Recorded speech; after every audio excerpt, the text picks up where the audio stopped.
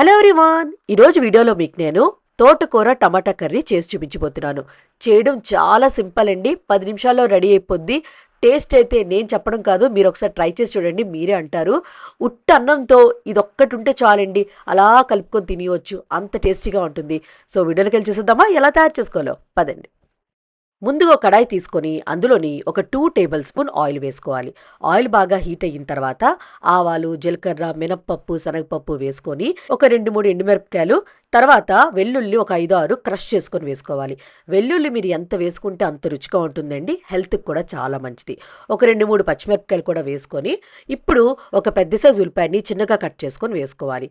ఉల్లిపాయ కొంచెం ఫ్రై అయిన తర్వాత మీరు కరివేపాకు పిడికెడు వేసుకోండి. ఉల్లిపాయలు మంచి గోల్డెన్ కలర్ వచ్చిన వరకు ఫ్రై చేసుకోవాలి. ఇలా ఫ్రై అయిన తర్వాత తోటకూర తీసుకోవాలి. నేను ఇక్కడ ఒక పెద్ద కట్ట తీసుకున్నానండి. శుభ్రంగా కడిగి ముక్కలుగా కట్ చేసుకొని, చిన్న ముక్కలుగా కట్ చేసుకొని కడాయిలో వేసుకోవాలి. ఈ తోటకూర దగ్గర అయిన వరకు ఫ్రై చేసుకోవాలి. మీడియం టు లో ఫ్లేమ్లో ఫ్రై చేసుకోవాలి. మరీ ఎక్కువ డీప్ ఫ్రై చేసుకోకండి, బట్ బాగా ఫ్రై అయిన తర్వాతే మీరు టమాటాలు యాడ్ చేసుకోవాలన్నమాట. ముందే యాడ్ చేసుకున్నారనుకోండి పచ్చివాసన అనేది వచ్చేస్తుంది.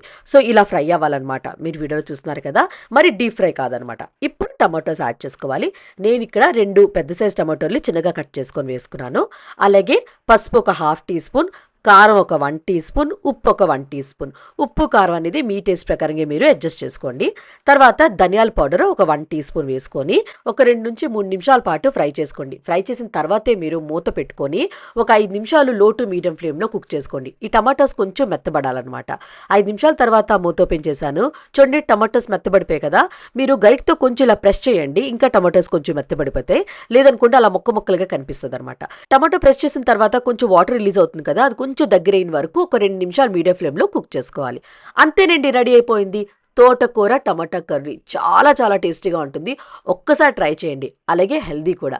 ట్రై చేస్తారు కదా, ట్రై చేసాక నచ్చిందో లేదో కమెంట్ బాక్స్లో కమెంట్ చేయండి. అలానే లైక్ చేయండి, షేర్ చేయండి. ప్లీజ్ కృతికా వంటల ఛానల్కి సబ్స్క్రైబ్ చేయడం మాత్రం మర్చిపోకండి.